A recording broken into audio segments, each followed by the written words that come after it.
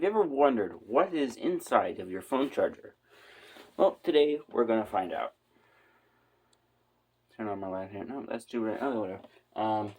So, first let me get something to cut it open with, or prise it open with, possibly.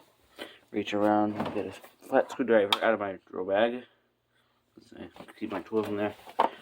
Okay.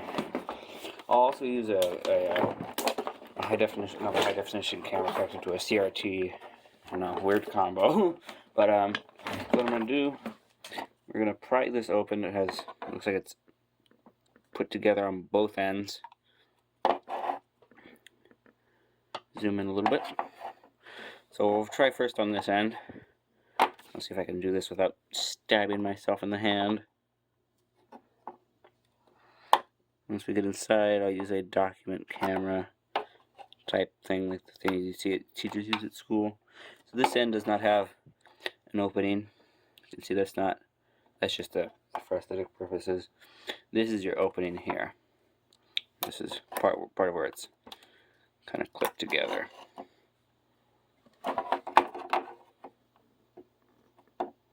This table is very flimsy. It's like a laptop table desk type thing.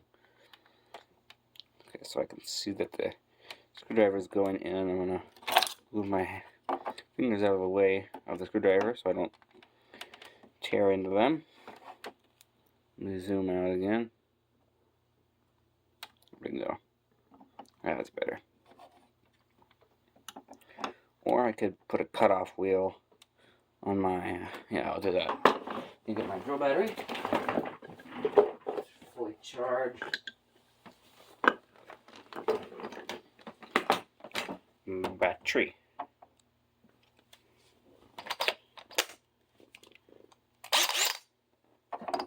Let's use this diamond cutoff wheel.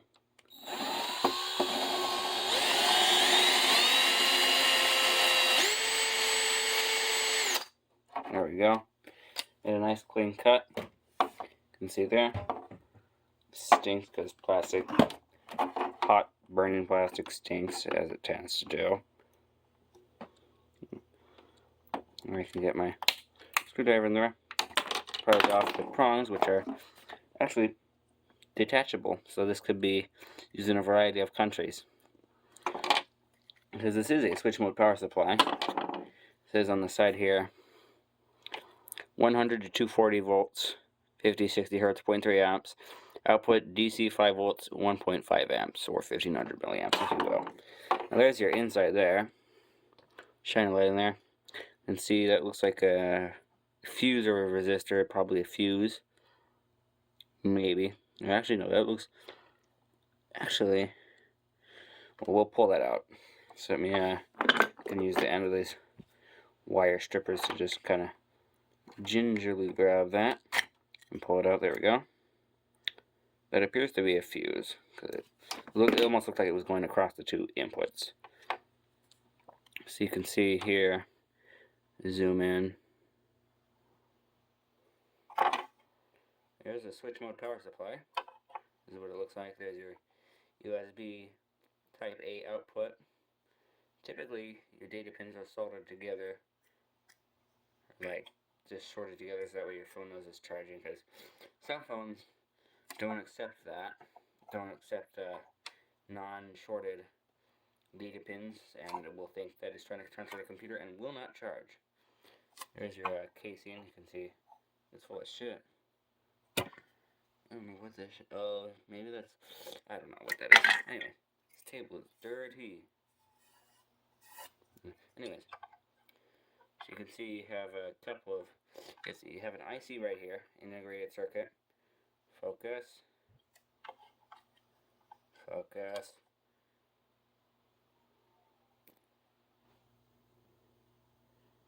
So you have an integrated circuit right here. What appears to be a voltage regulator and or transistor. And then there's something right here.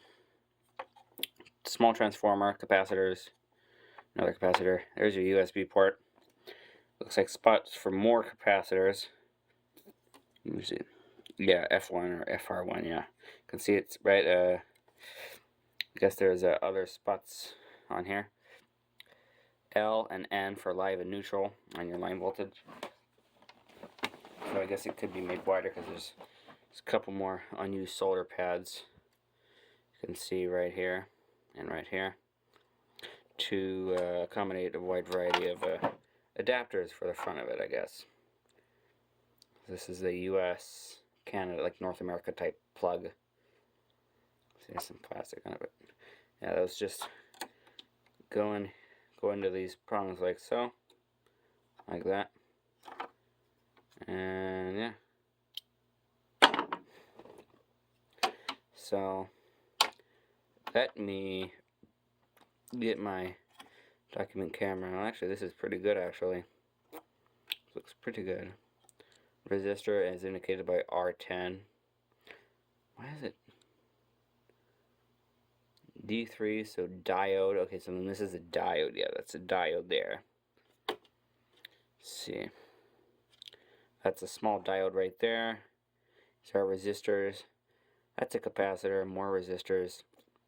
See, resistor. That's a capacitor. So that's a resistor right there. Capacitor C4, there's no capacitor there. That says C5, I don't know why. Capacitor, capacitor, capacitor. There's room for more capacitors there. I'm not sure if that's for filtering purposes. There's your power transformer. This is a switch mode power supply. It's indicated by the, of course, indicated by the labeling, switching adapter, or switch mode power supply, switching power supply, whatever you want to call it. It's weird seeing this thing up close in 4K. That's crazy.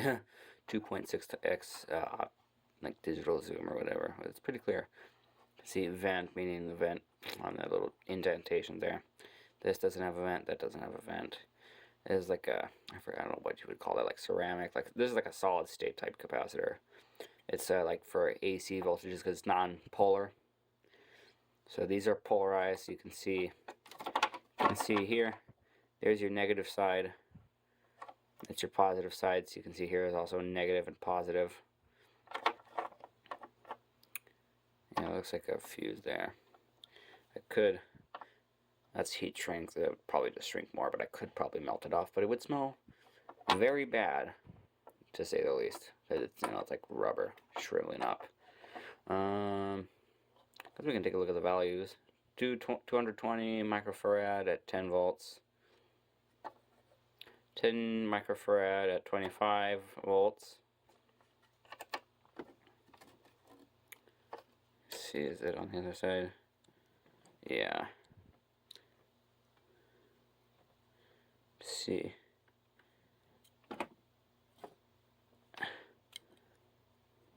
Let me shine the light on it. 4.7 microfarad at 400 volts. And 10 microfarad at 25 volts. So this is 4.7 at 400, 10 at 25. Where's the value of this one? And I do have my multimeter has a capacitance tester built into it. You just put the prongs of a capacitor into it and it'll give you capacitance. I assume it's a good capacitor. It does not test for capacitor leakage. So yeah, what else? Yeah. Again, North America type plug. It can accommodate other types of plugs. And that, what you know, that fits perfectly in there. North America plug fits. I think they're the same distance apart, so it makes sense. Just like that. And then it stops at the stops at the hits the transformer.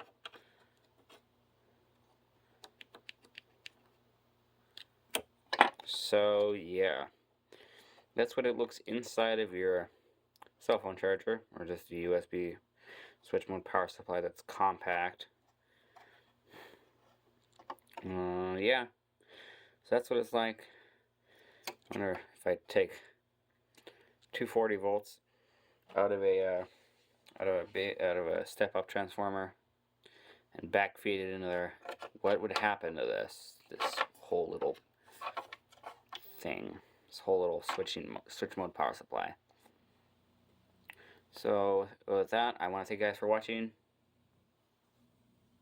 Peace out.